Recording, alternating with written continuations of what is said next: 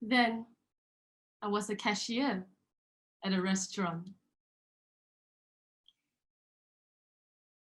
Then I got promoted to waitress. And then I left and became a secretary. The rest of the story is a blur.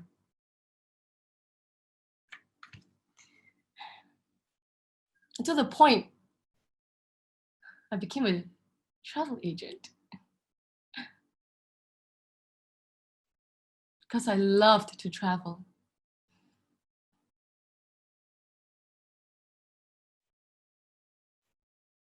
Although I never traveled as often as I would have if they paid me more.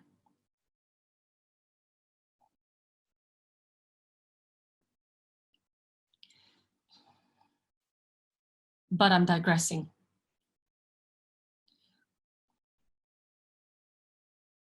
Next.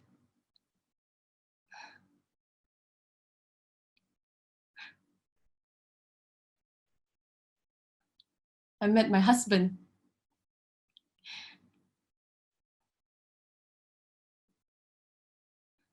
Through an arrangement between my mother and a few relatives. He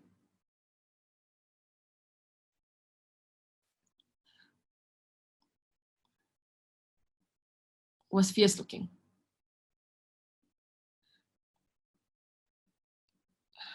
The scolding type.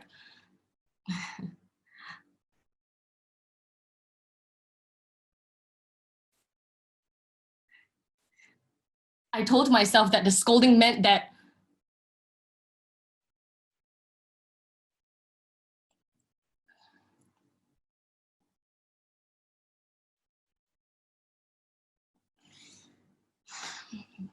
he cared.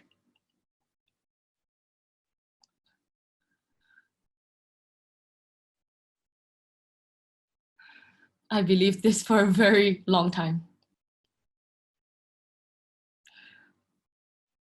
One day, he told our son that I was a stupid woman and that he should never marry someone less intelligent than him.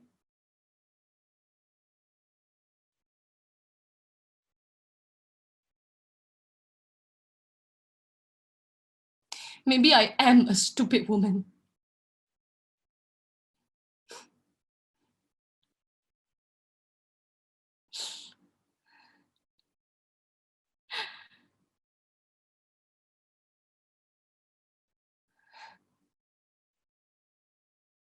I can tell myself any story and it will be true.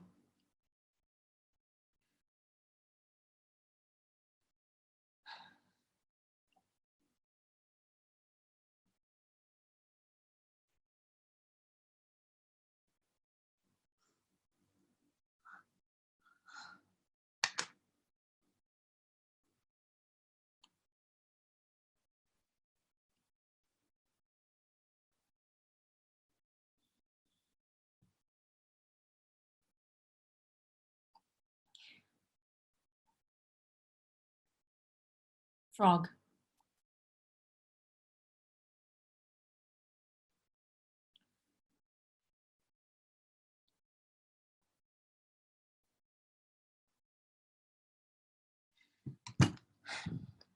In my life, a lot of times it's like this. Say a sentence in your mind. Yes, life is like this.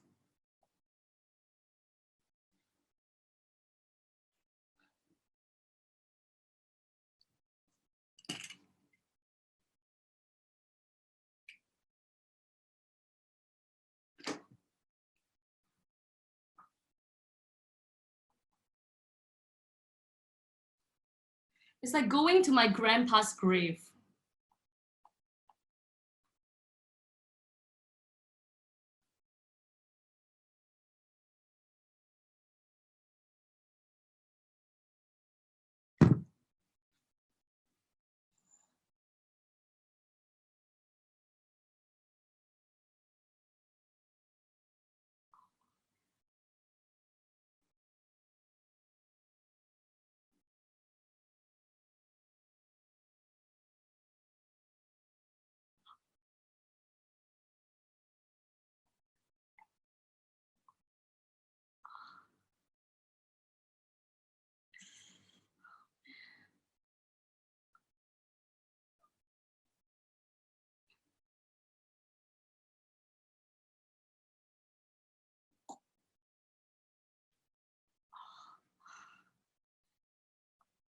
Frogs crushed by wheels on the mountain road.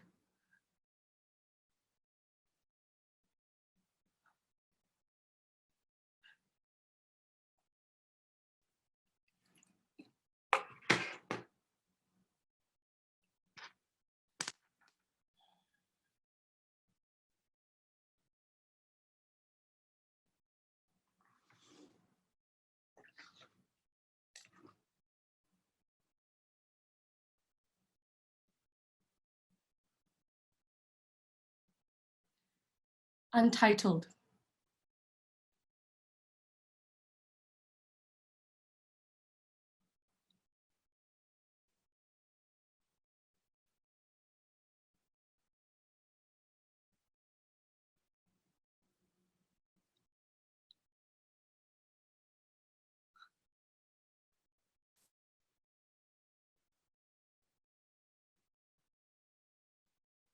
I hear a cuckoo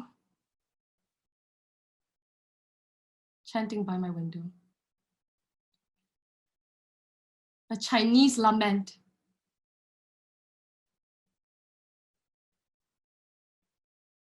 Come back.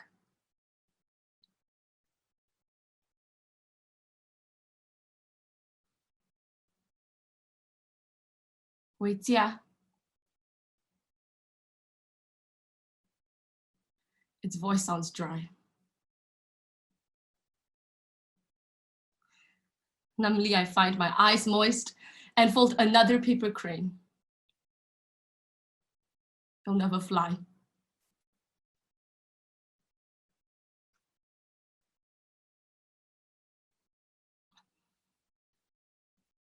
No music's heard. White moonlight dances on. The wet thorn leaves, memories, wild blossoms. Connection seems not hard.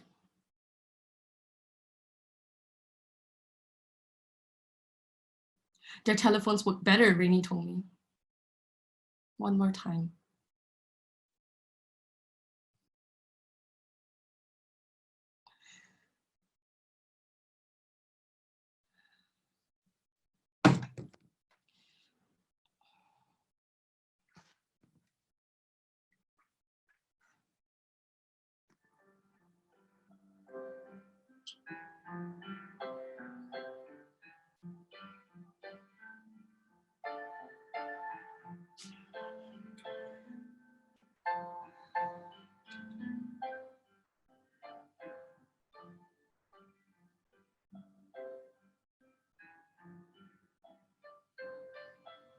I fill my room with Handel's C major chaconne.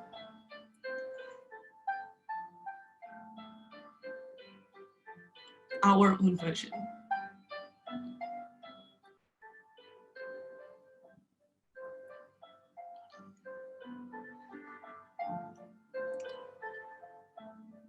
It never sounds. Never yet. Silent music sounds gentler.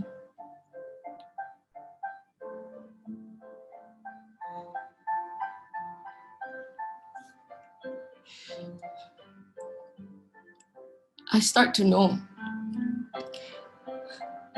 that life makes its own choice. No time to meet, to part, and to move on.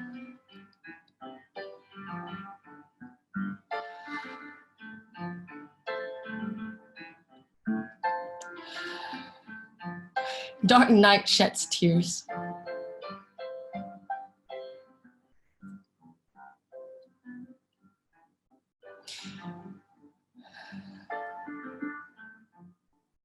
The cuckoo's cry is gone.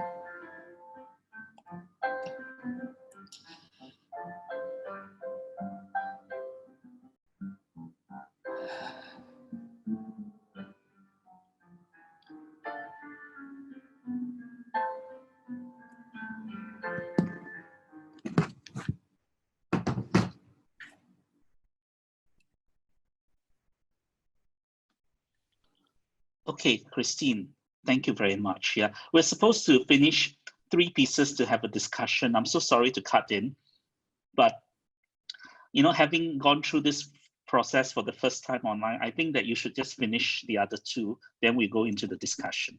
So maybe you can take about, take a bit of time and go into the next 2 performances. Thank you. I'm so sorry, everyone.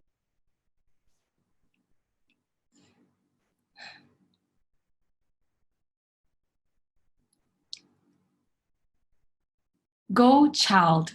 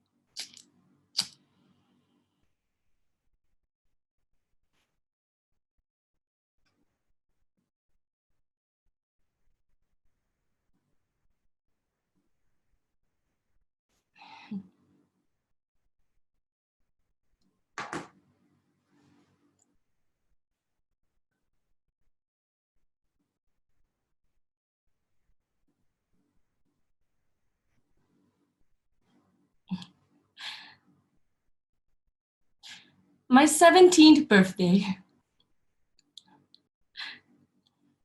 It was such a thrill.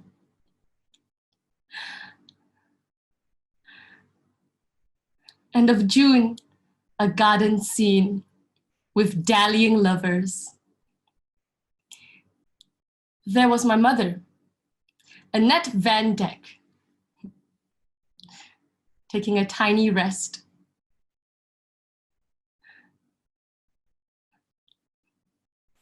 Annette and too many children. Her father, Gustav Van Dyck, her mother, Helena Siebelink, a classic couple of the Dutch bourgeoisie with 10 little children.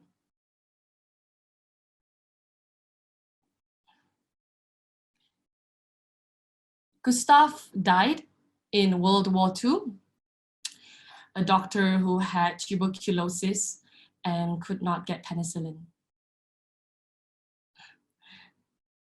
My mother, Annette, told me,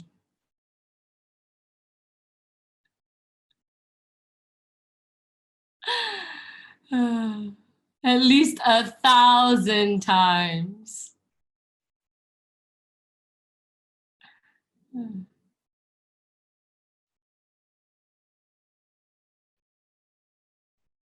The Van Dycks lost most of their money.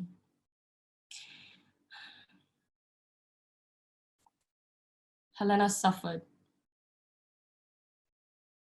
alone, remotely.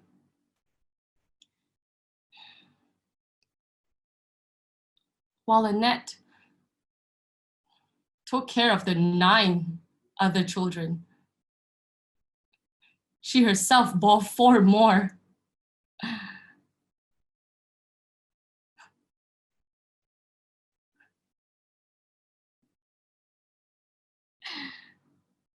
Pesky children.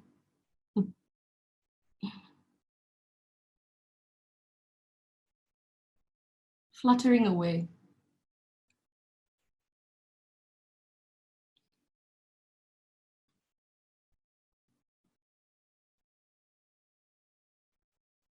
Wanting to leave her house.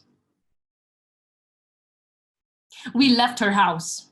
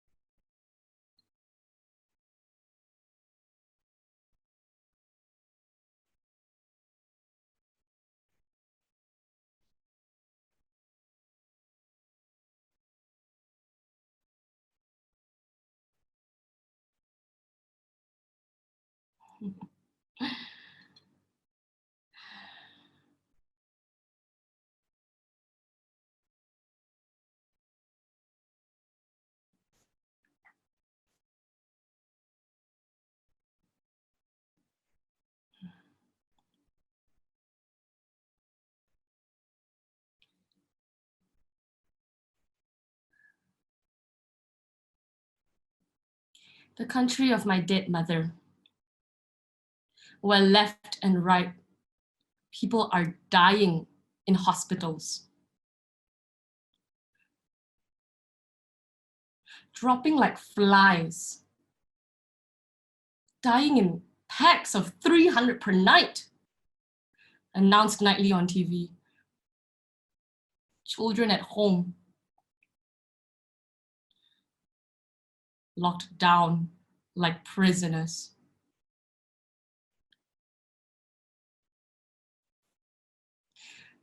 Shouting through the walls, have packed their little suitcases, waiting to leave.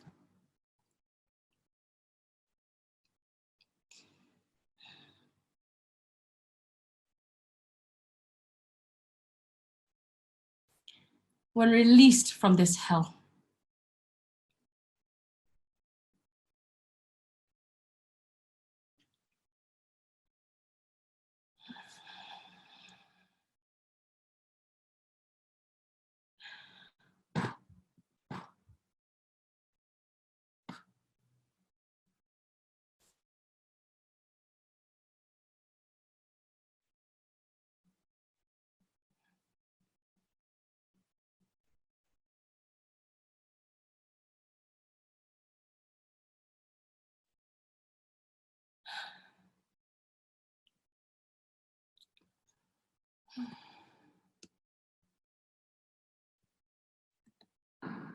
The death of a 12-year-old girl here in Belgium has struck a painful chord for many. When news was delivered of this young girl's death, the government spokesperson could barely hold back his emotion.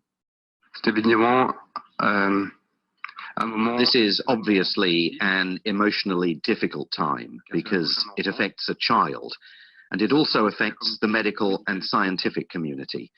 We are thinking in particular of her family and loved ones.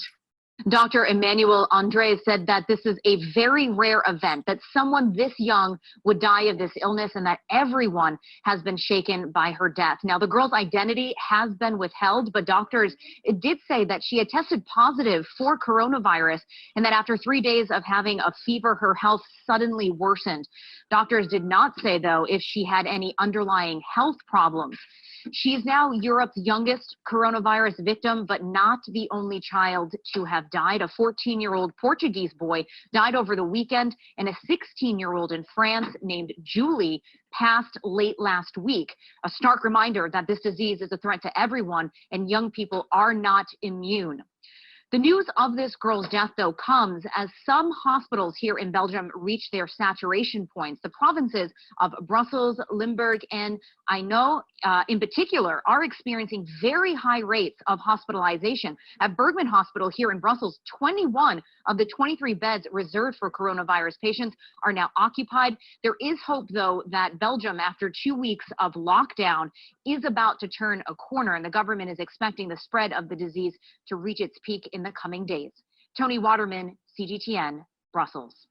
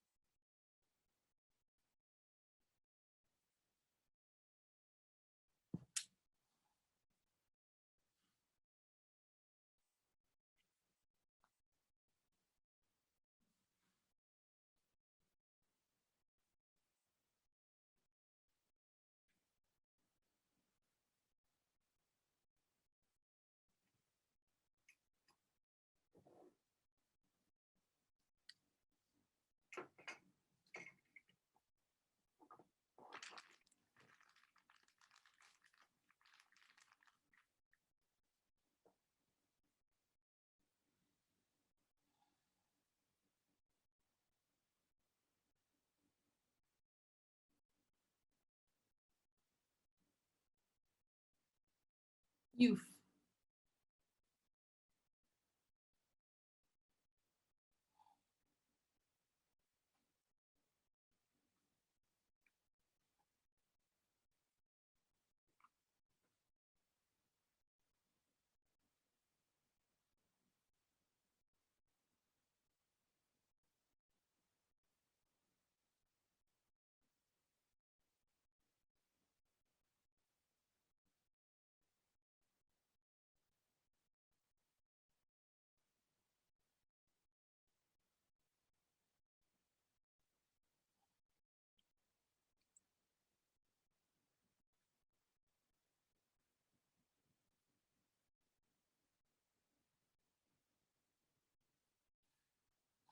Strange bird.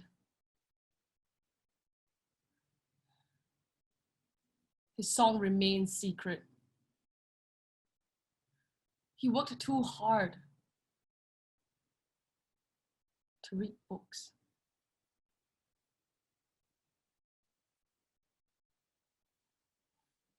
He never heard how Sherwood Anderson got out of it and fled to Chicago, furious to free himself from his hatred of factories. My father toiled 50 years in Hazel Atlas glass, caught among girders that smashed the kneecaps of dumb Horniaks.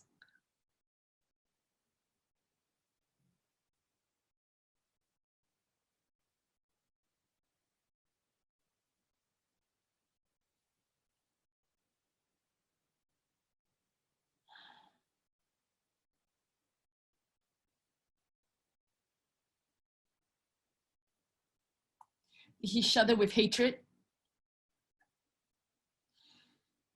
In the cold shadow of Greece.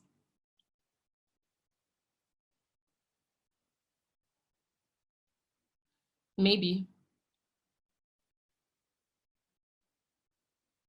But my brother and I do know.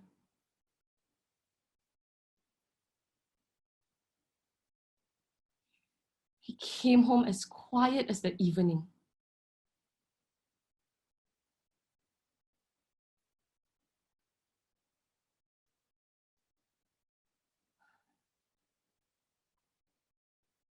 He will be getting dark soon. And loom through new snow. I know his ghost will drift home to the Ohio River and sit down alone.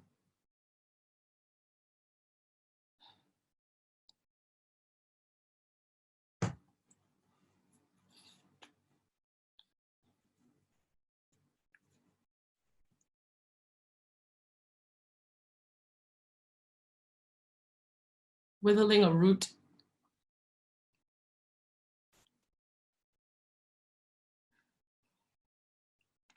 He will say nothing.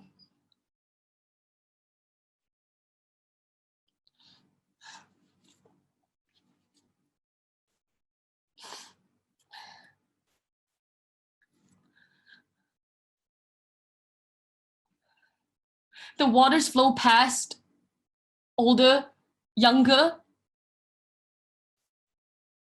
than he is or I am.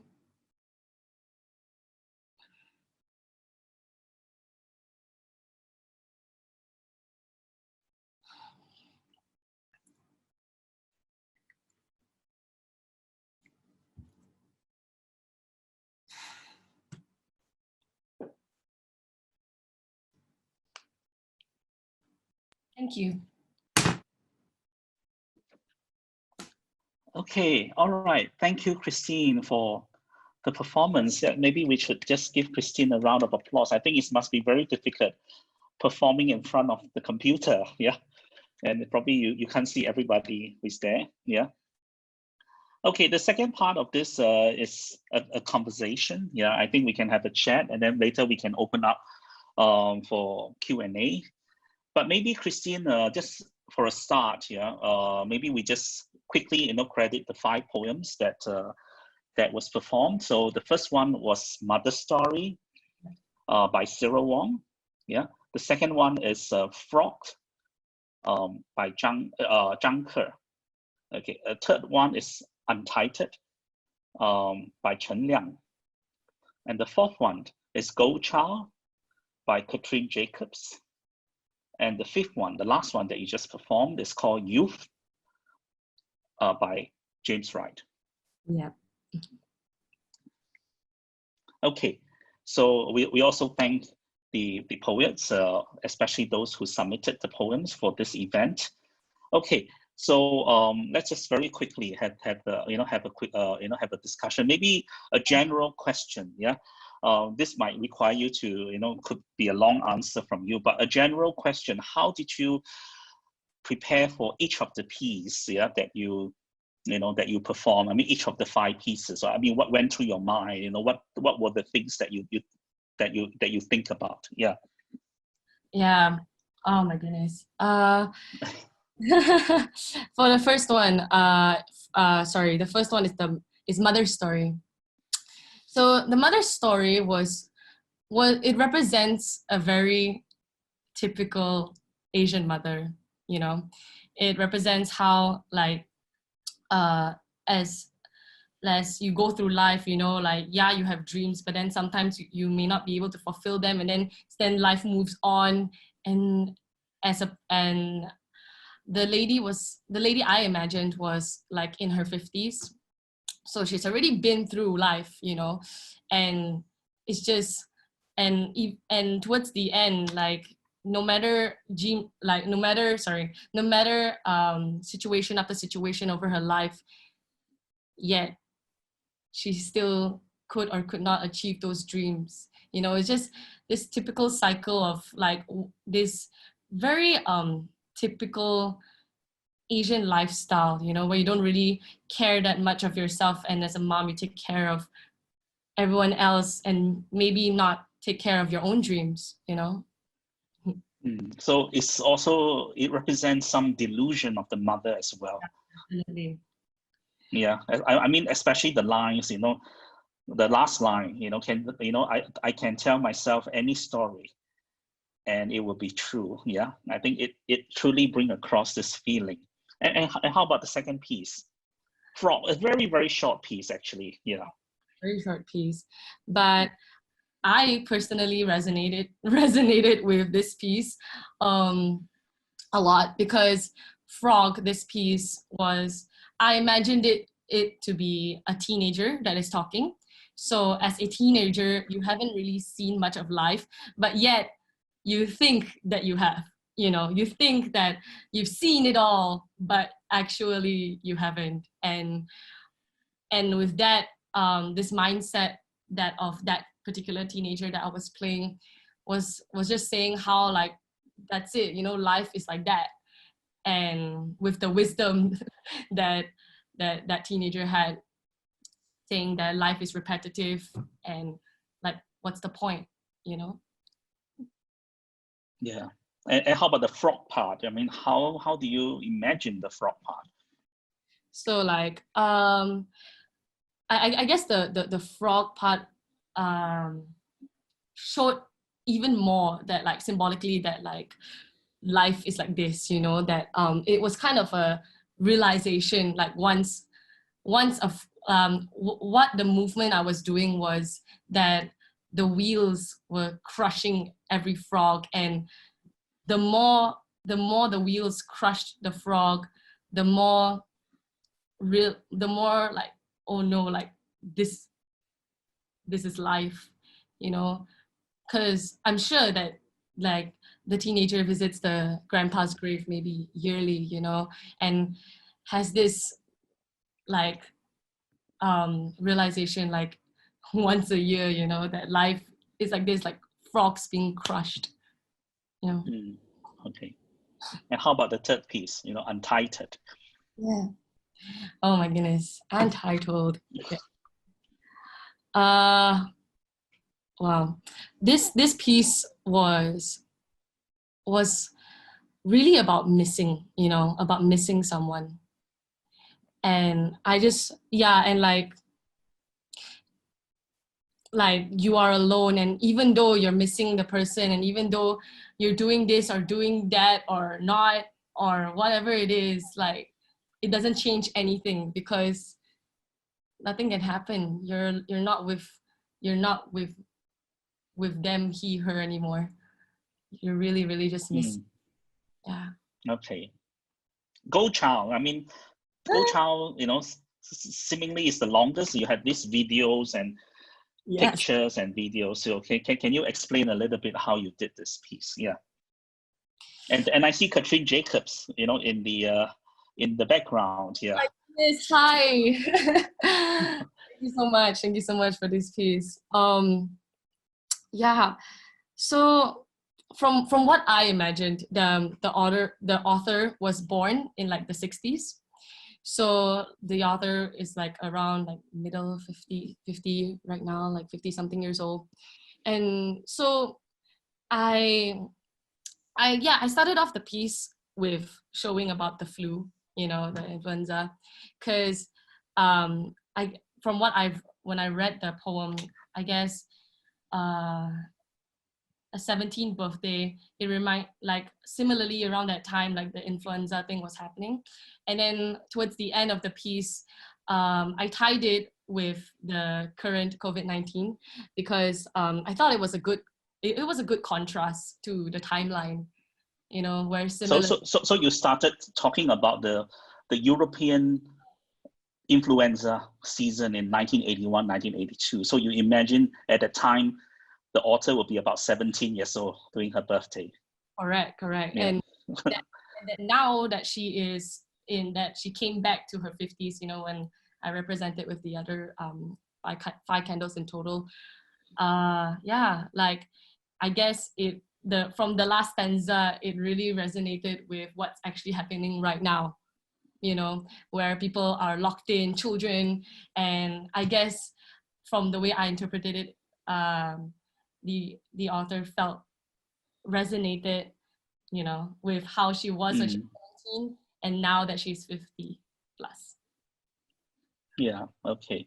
And that, you know, I mean, for those of you who, I mean, some of you are from Malaysia, and then, you know, some of you are not in Malaysia now. I mean, in Malaysia, this is our 40th day of you know, within the movement control order. We have been staying at home for 40 days so far, and yeah, and you'll be more to go. Yeah, yeah. Okay, Christine, the last piece. Yeah. So yeah, the last thing, youth. So for youth, I imagined it to be a son, and this son basically did not want to live the life like her father, because the father, it seemed as if like that was it, and I'm assuming that the son had bigger dreams. And if you look at the author right now, James Wright, is actually really successful. He's really successful, and he's an amazing author. And so I guess it was just the whole poem was just representing his frustration of his father, like, you're not gonna do anything about it, like that's it, 50 years. And yeah, he had bigger dreams and wanted to grow out of it. Okay, all right, maybe just two questions about yourself, then we open up to the Q&A. So I think, you know, at the beginning of this session, you know, I mentioned that you kind of took the road less traveled, because, you know, you were, you know, we met, you know, when you were only 11 years old, and you were training, you know, drama, you know, with me, and you were doing also ballet, drums, and music, and other things at that point in time. And then you were homeschooled. Actually, you didn't go, right? You were homeschooled, and then you did all your qualifications through alternative means, you know, and that, you know, and that now you have been performing for a number of years. So, you know, this is the kind of road less traveled. I mean, most people will go to, you know, secondary school, high school, then they'll go to university. But in a way, you have gone a completely different path. And do you feel that as a young artist, or do you feel that you have given up something, or do you think that you have also gained something, yeah, from this process? Definitely. Yes, for both. I guess it does feel like, am I weird? You know, like, what's wrong with me? That everyone else around me is going through like the actual system of things, and I'm like the oddball out, you know. And it does feel like, man, like sometimes I can't even like relate much with my peers. And so, you know what, actually I grew up with having like friends that were way older than me, at least like 6 years older than me. So I never because really... you met them during performances. That's where you met your friends. And yeah, like people in the industry and stuff, like people that could actually understand the language that I was speaking, you know.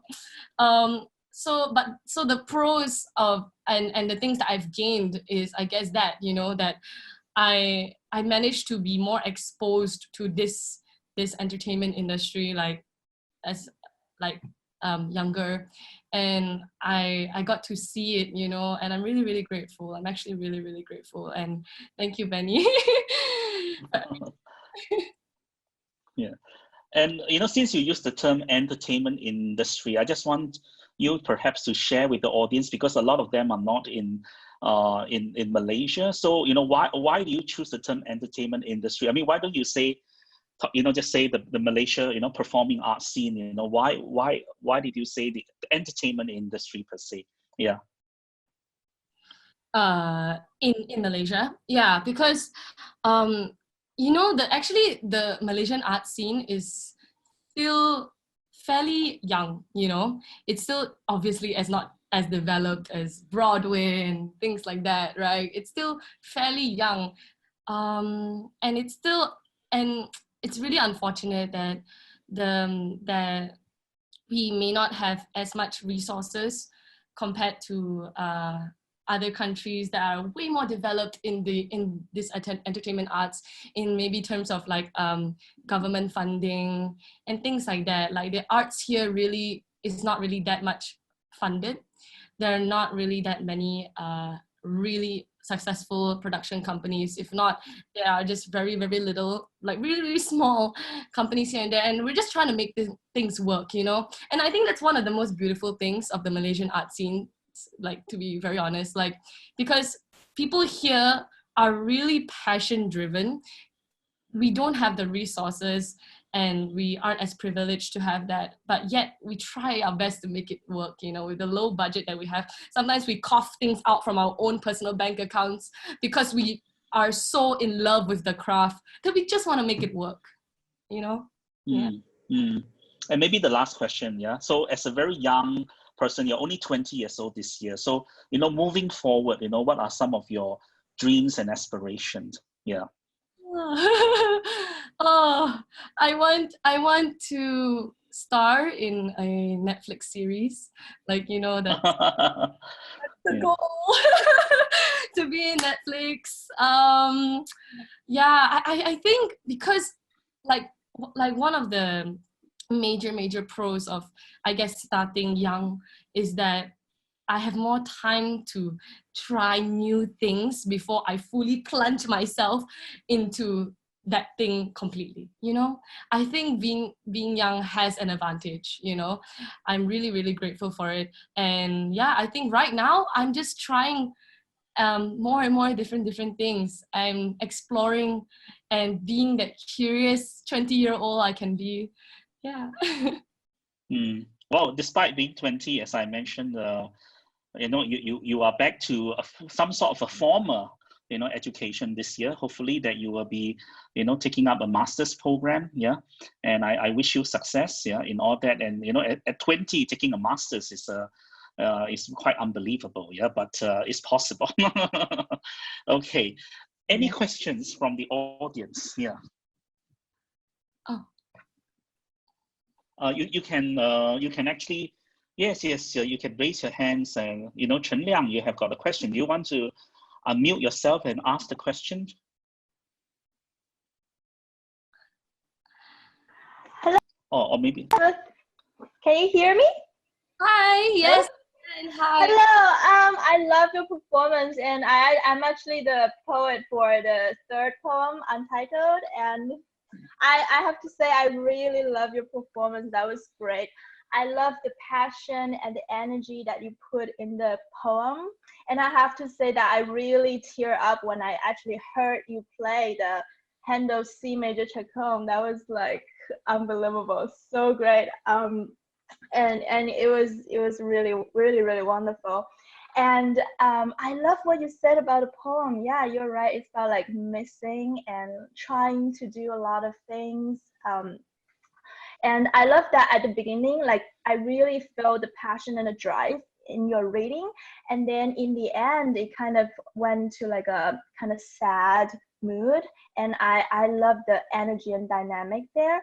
I just want to add that I think this poem, when I wrote it, it was about like missing and trying to make the connection. But in the end, I think I also found the sense of acceptance and like living, like accepting the way it is.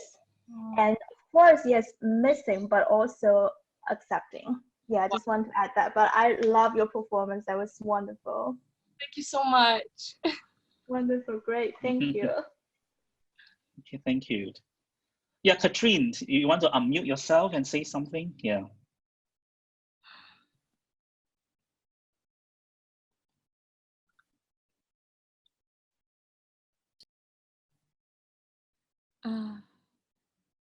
Do we have to unmute? Let me see. I guess I need to find her. Okay, unmute. Okay. Okay, Katrine. Did you do it? Okay, great. Thank you. Hi. Hi. Yeah, thank you so much also for your wonderful performance of my poem. And thank you for the whole festival, by the way, of encouraging me to write something and then to share this writing with Christine. It's really wonderful to see your interpretation, and you put a lot of effort into it. I almost felt embarrassed, like, you know, like, because you made it so much more weighty and emotional and powerful, actually. You know, it's to have this lockdown feeling my whole life. So it's about these kind of children who almost always feel like they're in lockdown, but of course, especially right now, a lot of people are really losing control because of this lockdown reality, right? Also here in Belgium, right now I'm in Belgium, actually. But I think your interpretation in the end was really powerful, where the poem was like, come on, just run out and you will get out of here. It was a kind of, in a way, the feeling I wanted to get across, like, you don't have to stay with your family, like you're all locked in with your families, and this is just really hard. I mean, this is my personal life. I've always been on the run away from my family and so on.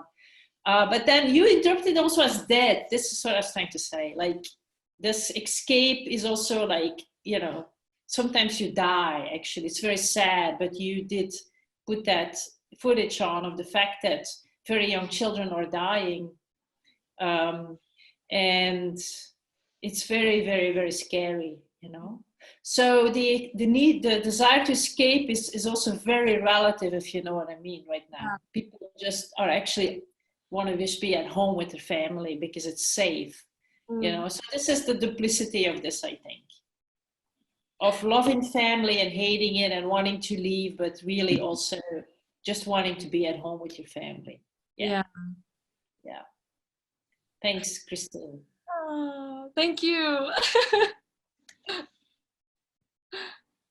Yeah. Do you want to respond a little bit more, Christine, or? Oh my goodness. It's okay. I am so like, whoa, thank you very much. I'm really like genuinely super happy, and really I'm really glad that you guys enjoyed it. Thank you so much for submitting your poems. They were beautiful, and I'm glad. Yeah, you can also type your questions, or you can actually raise your hands and I would unmute you. You know, do we have any other questions? Now, as I mentioned earlier, that, you know, actually we will send you the PDF, you know, copy. The PDF will also include the credits of the poet, the poems, and also some of the song and the video that we use. Yeah, and you know, so we'll send that to you. Okay, we have a question, yeah, from Olmo. Okay, maybe can you unmute yourself? I'll unmute you. Yeah, please say your question. Yeah. Yeah, I was just going to ask, in case you do get a Netflix series audition, where do you see yourself performing in the next 10 years? And so to speak, poetry hasn't been very popular in the last years. I do want to ask, how would you give it a new touch, you know, make it a bit newer, more modern? Thank you. Thank you. Okay. I guess. Can you read the first part if you don't get the Netflix? If I don't get the Netflix, then I guess it's like how I mentioned, as a curious 20-year-old I will still like find and like still and still try out new things. Yeah, I will. I'll try out new things. But of course, I'll still try my best for the Netflix thing. For the second question, right, which is how would I make it what? Sorry, for more to make poetry newer, yeah, to audience, yeah. I think to give it a meaning in a sense of resonating with. I mean, it's more to say like humanizing it more. You see, like for example, how I portrayed the cake, you know, as symbolically, and for instance the dirt that I put on my face, like all these things to really just basically give it an edge or more weight to it in a sense. I guess it's like make it more relatable, you know, like make it more, you can resonate with it if you relate to it. Yeah. Okay. All right. You know, any other questions? Please, you can type your questions or you can raise your hands. We just hold for another 30 seconds and we'll see what happens. Yeah. Oh, okay. Christine, yes. There's a question. You know, what do you think is the main difficulty in the creation process of performance poetry, especially when it's an online performance? Thank you for asking that question. Oh my goodness. It is tough. It is so tough. Like, I think, okay, for example, number one, you are limited, right? It is just here, like that's all you see. And this is everything you are going to see. So I think it's just, I have to be really, really focused in what I'm doing. And what do you think is it? I think also like trying to also oh yes, the voice projection thing, because I am only using my Mac, and therefore I'm not using another microphone or anything. I'm just using my laptop. So I have to make sure I enunciate my words. I have to make sure that I'm speaking in a level that's not too loud, but also not too soft, you know, that you can't hear anything. So yeah, it's just, take that into consideration. Yep. But I also think that, you know, performance poetry, I think, you know, one of the challenges is also to give, you know, to actually honor the work as well, you know, what the poet has spent the time, you know, writing and trying to deliver. And when we try to translate it, you know, on stage, yeah, it is also that kind of, you know, the same kind of respect that we have to try to do it in a sense, you know.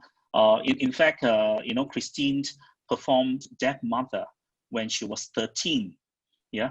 When she was 13, you know, 7 years ago, and now it's 7 years later. So, you know, how do you actually see the difference, yeah, between, you know, portraying the mother character, you know, after 7 years? Wow, that's a great question.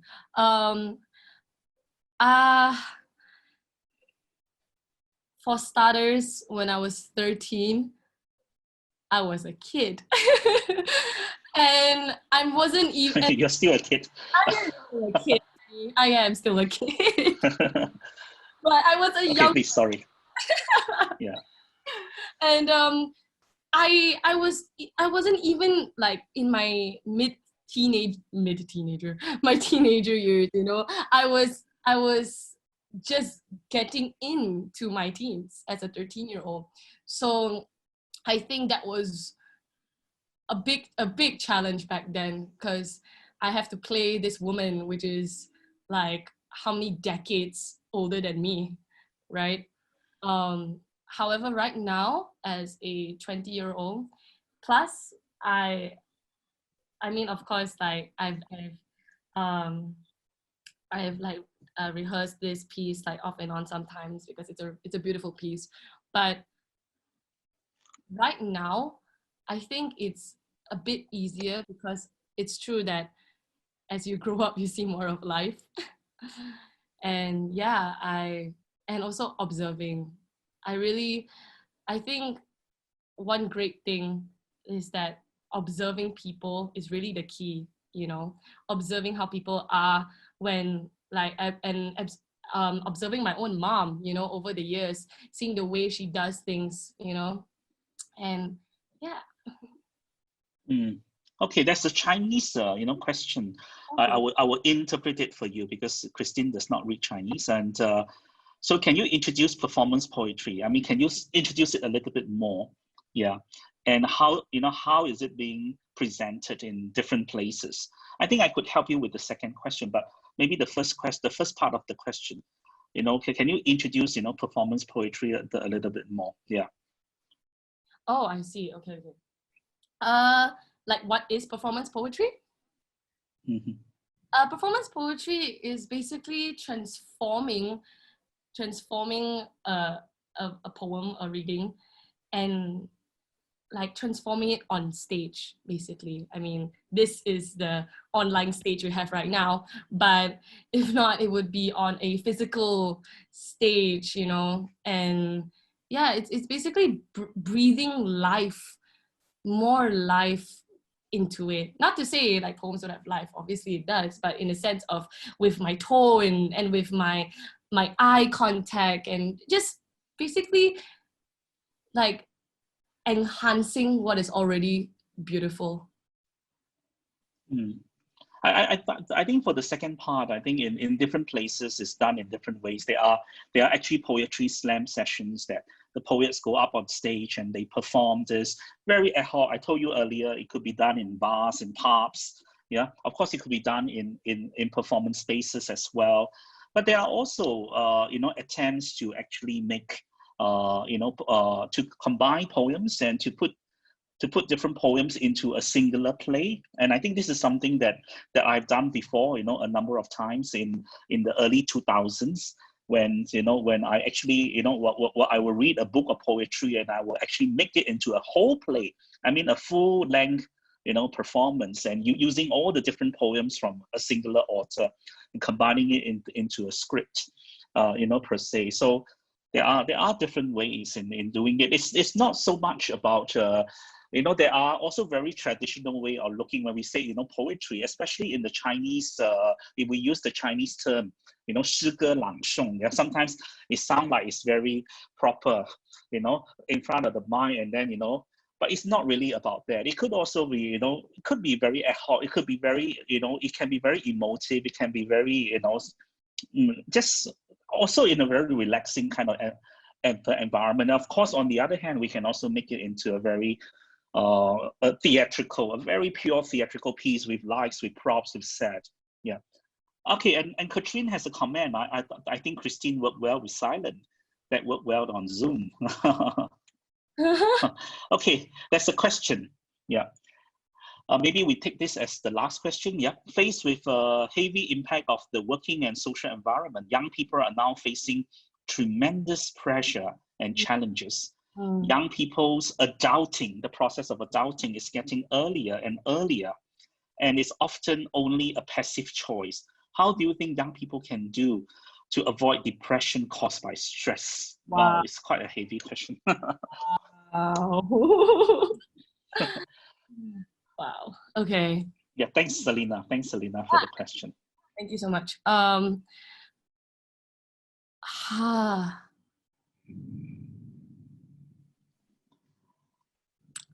Yeah, I do think you're right in the sense of the social and environment and things like that, because there is a pressure, and now with, social media and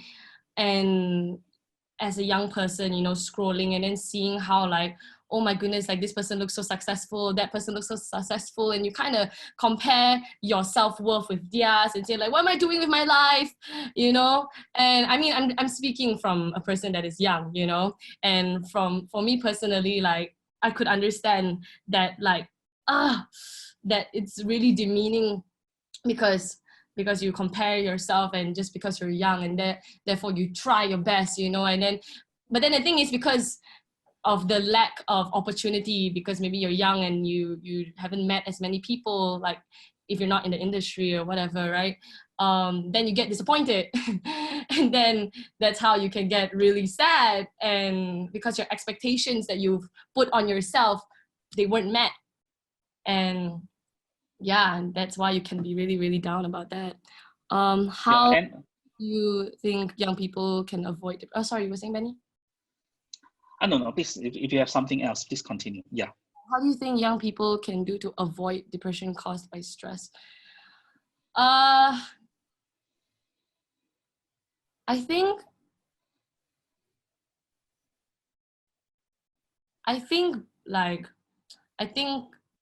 wow, like depression is a real thing though. So sometimes, like when I feel really down, or sad if, let's say, expectations I put on myself are not met.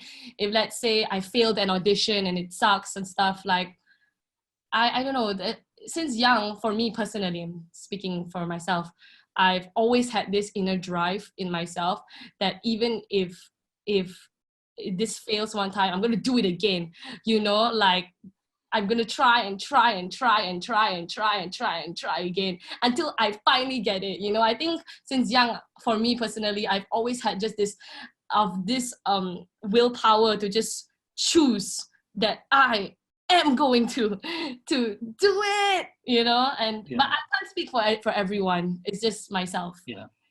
I was about to say that, you know, we have known each other for many years, and you know, I've known that sometimes in your, you know, in your footsteps, you know, towards your dream of being a successful, you know, actor, performer, you know, you also face a lot of difficulties and challenges because sometimes people don't take you seriously, and you know, and you have faced quite a bit of this kind of challenge, and I think you answered it very well just now about the willpower that you have, and I see that very positive in you actually. You know, since the first day I knew you as an 11-year-old girl, you know, in front of me, I could see that, you know, that positivity that you have portrayed. Yeah. But it's not easy. I can understand also the path that you have taken, you know, especially when you go for shows and, you know, you have a huge cast and sometimes things are not that positive between cast members and things like that. Yeah. Definitely. Thank you. Okay, all right. I think perhaps we should just take a rain check and maybe we should end the session here. Now, if you have not, you know, given, you know, any of your contact to the festival team, perhaps you can give it to them so that they could send you the PDF, you know, the PDF copy. So perhaps the festival team, you would like to put in a contact, you know, detail, or if someone wants to be sent, because some people join, I think, without registering. I mean, they got the Zoom meeting code from different people. Yeah. So if they also want the PDF, you know, maybe you can drop in a contact detail or a festival contact. Maybe I will hand it over to the festival team to continue the rest of the session. But meanwhile, thank you so much, Christine, yeah, for today's session. Yeah, thank you. Thank you so much. Thank you, everyone. Thank you for coming.